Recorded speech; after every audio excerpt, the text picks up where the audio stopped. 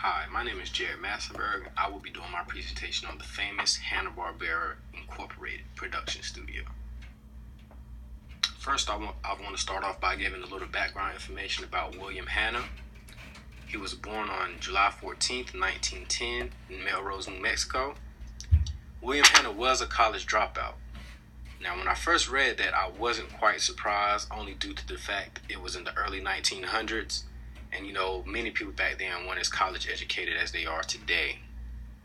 But he did get some type of college education, which was good for him. He worked as a construction engineer, but lost his job during the Great Depression because it was hard to find work. And after he lost his job there, he was able to pick up a job at Pacific Art and Title Animation Studio. He quickly got bored there and decided to take his talents to another place, and that place was Harmon Ising Studios. And Harmon Ising Studios was the home of the Looney Tunes. And the Looney Tunes consist of characters such as Bugs Bunny, Daffy Duck, Tweety Bird, characters such like that, Sylvester the Cat. However, Harmon Ising Studios was hired by MGM to start making cartoons for them. And MGM took notice of the great work that William Hanna was doing for Harmon Ising, and they actually decided to offer him a job as a director in their animation department when it opened in 1937. That leads me to Joseph Barbera. He was born on March 24th, 1911 in New York City. He originally worked as a bank accountant with the Irving Trust Company. However, as an accountant, he would spend most of his time trying to sell his own cartoons to local magazines, because that's really what he had a passion to do. And the first magazine company that actually bought some of his cartoons were the Collier's magazine. And once they did this, Joseph Barbera was like, you know what, I don't want to be an accountant anymore. I actually want to try to further my career as a cartoonist. And eventually he stopped being an accountant and took a job as a sketch artist in 1937 at MGM Studios. That's actually a picture of Joseph Barbera and William Hanna.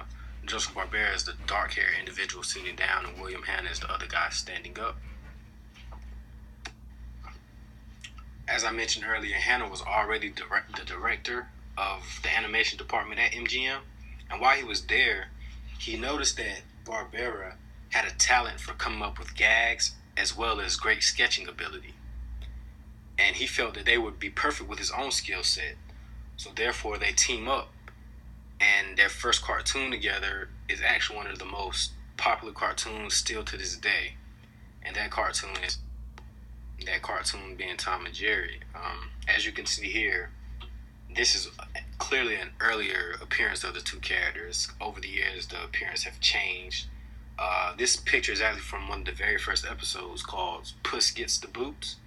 And that was the very first episode, and it was actually nominated for an Academy Award in 1940. Here's just another picture of Tom and Jerry. This is probably the appearance of the two characters that you and other guys my age are probably more familiar with, because that's the one we saw when we were growing up. Yeah, as I said, Tom and Jerry was nominated for an Academy Award in 1940. And once MGM saw the success of this cartoon, they allowed William Hanna and Joseph Barbera to continue to use this cat and mouse theme as their main focus of entertainment. And as a result, there were more than 15 years worth of Tom and Jerry cartoons that were produced by these guys. However, in 1957, MGM closed down its animation department. This wasn't the end for Hanna and Barbera. The two actually decided to join forces and make their own production studio, which became known as Hanna-Barbera Incorporated. Once William Hanna and Joseph Barbera came together to make their own studio, they developed what is known as limited animation, and this style of animation came about due to the TV budgeting restraints.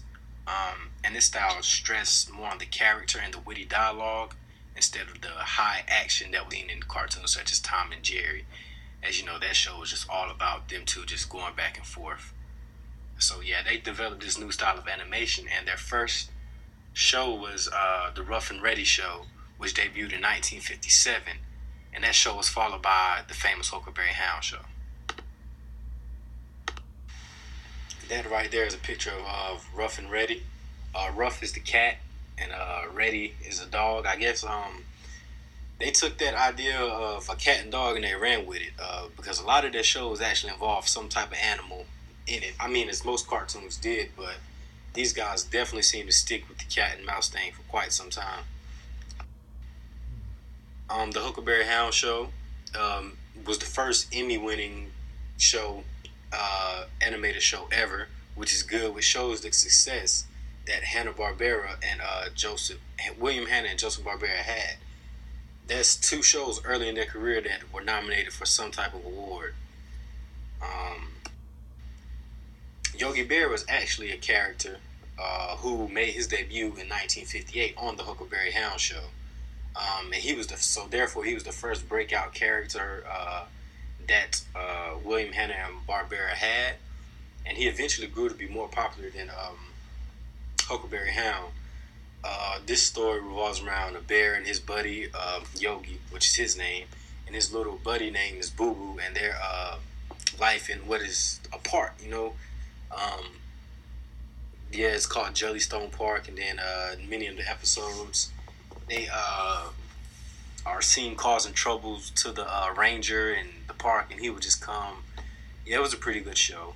I'm pretty sure you all have seen the Yogi Bear show, or definitely have heard of.